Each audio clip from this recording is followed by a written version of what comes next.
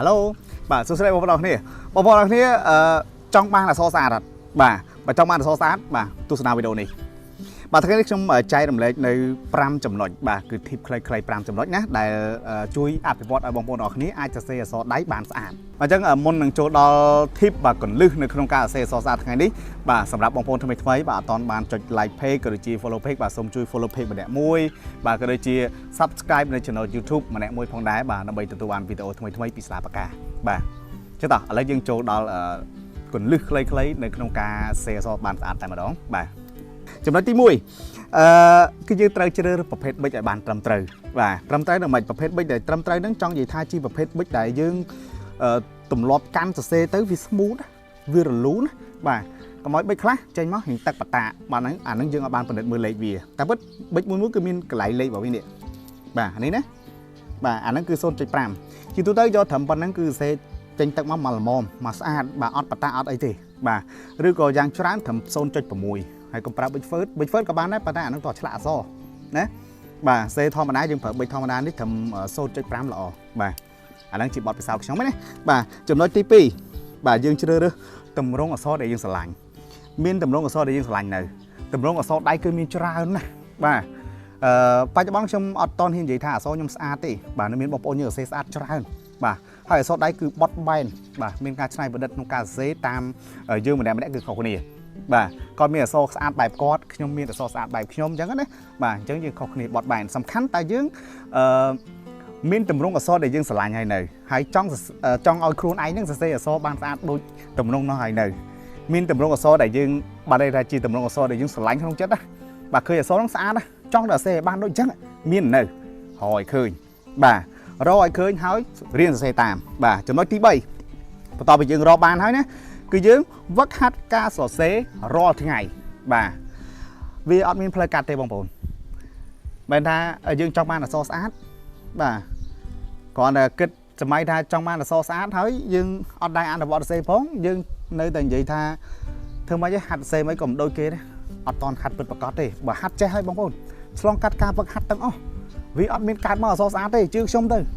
វឹកហាត់ការសរសេរបាទអត់មានផ្លូវកាត់ទេ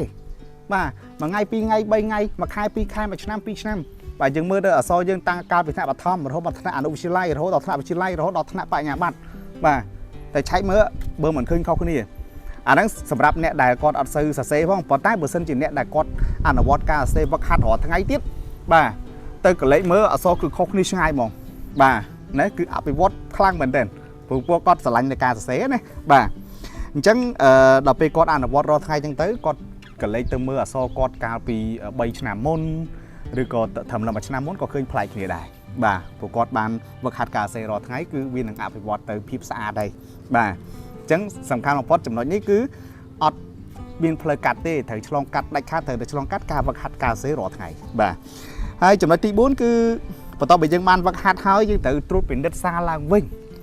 បាទពិនិត្យមើលយើងខ្វះខាតកន្លែងណាបាទអាការដែលយើងមានទម្រង់អក្សរដែលយើងសរសេរតាមហើយនេះណាបច្ឆឬក៏ទម្រង់អក្សរត្រេតបាទយើងមានទម្រង់សរសេរតាមហើយប៉ុន្តែយើងបានវឹកហាត់សរសេរតាមរាល់ថ្ងៃដែរអញ្ចឹងយើងកលេចមើលវិញចំណុចទី4ហ្នឹងបាទត្រួតពិនិត្យការសរសេររបស់យើងឡើងវិញវាខ្វះខាតកន្លែងណាបំពេញវាកន្លែងហ្នឹងបាទចំណុចទី5អានេះចំណុចសំខាន់បាទន័យថាយើងកែតម្រូវនៅចំណុចខ្វះខាតរបស់យើងហ្នឹងបាទណែបន្ថែមលើចំណុចទី4បាទអាហ្នឹងគឺយើងបាទន័យថាកែតម្រូវចំណុចខ្វះខាតមានឧទាហរណ៍ដូចជាភ្ជុំចំណៈកឬក៏អក្សរដអក្សរថអក្សរអីក៏ដោយភ្ជុំចំណៈយើង33តួហ្នឹងយើងមានអារម្មណ៍ថាយើងសរសេរអក្សរមួយណាដែលវាមានន័យថាខំហាត់ទៀងដូចគេដែរប៉ុន្តែវាអត់ដូចបាទអក្សរងឬក៏អក្សរអីដែលយើងមានអារម្មណ៍ថាពិបាកសរសេរជាងគេពិបាកទៀងជាងគេហាត់អាហ្នឹងឲ្យខ្លាំងជាងគេបាទវឹកហាត់អាហ្នឹងព្រោះយើងខ្សោយអាហ្នឹងបាទសំខាន់យើងដឹងចំណុចខ្សោយរបស់យើងទាញអក្សរហ្នឹងអត់ត្រូវដូចគេសោះបាទគេទាញតំណងម៉េះងដល់ងចេញមកបើអត់ងវាអត់សមអត់ស្អាតទេយើងទាញដូចគេតែវាអត់ដូចបាទហាត់ដែរតែអត់ដូចបាទអញ្ចឹងគឺវឹកហាត់អានឹងសារថ្មីដដែលទៀតបាទអញ្ចឹងចំណុចទី5នេះគឺយើងត្រូវកែតម្រូវចំណុចខ្វះខាតរបស់យើងហើយនឹងអភិវឌ្ឍវាជារឿយបាទជារឿយមានន័យថាគឺយើងវឹកហាត់រាល់ថ្ងៃហ្នឹងបាទរាល់ថ្ងៃអញ្ចឹងទៅបាទទឹកដៃនឹងអាប់ដេតហើយបងប្អូនអញ្ចឹងសរុបរួមឡើងវិញបាទធីបថ្ងៃនេះខ្ញុំចែករំលែកគឺមាន5ចំណុចហ្នឹងណា5ចំណុចដែលនាំឲ្យបងប្អូនអាចសរសេរអក្សរស្អាតបានទី1គឺជ្រើសរើសប្រភេទប៊ិចឲ្យបានត្រឹមត្រូវឲ្យវាចេញទឹក smooth រលូនសេទៅវាអត់ទៅដៃណាបាទហើយចំណុចទី2ជ្រើសរើសតម្រងអក្សរដែលស្រឡាញ់បាទតើតើមានម៉ូដអក្សរណាដែលយើងស្រឡាញ់សិនបើអត់មានម៉ូដអក្សរស្រឡាញ់យើងសេតាមអីសេតាមណាបាទយើងមើលអក្សរពុំក៏បានឬក៏អក្សរមិត្តភ័ក្តិរបស់យើងណាក៏បានដែរបាទយកមកហាត់សេទៅចំណុចទី3បាទវឹកហាត់ការសេរាល់ថ្ងៃបាទតើតើវឹកហាត់បើមិនឆ្លងការកាត់ការវឹកហាត់ទេកុំសង្ឃឹមឡើយថាបានអក្សរស្អាតបាទជឿខ្ញុំទៅបាទជាបទពិសោធន៍ចំណុចទី4ត្រួតពិនិត្យការសរសេរឡើងវិញបាទយើងត្រូវត្រួតពិនិត្យចំណុចខ្វះខាតកន្លែងណាបាទចំណុចទី5គឺយើងកែតម្រូវចំណុចខ្វះខាតរបស់យើងអភិវឌ្ឍជារឿយៗបាទអញ្ចឹងសរុបរួមមក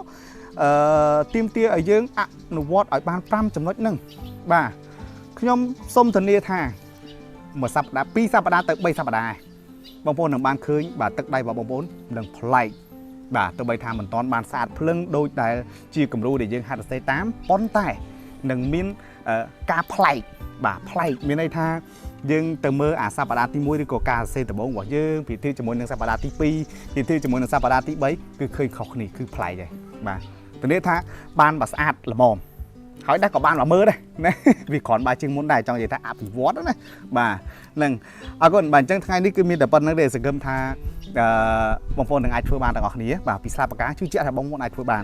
បាទអនុវត្តទាំងអស់គ្នាដើម្បីរួមចំណែកនៅក្នុងការអភិរក្សនៅអក្សរសាស្ត្រជាតិខ្មែរបាទអរគុណបាទអញ្ចឹងថ្ងៃនេះមានតែប៉ុណ្្នឹងទេអរគុណបាយបាយ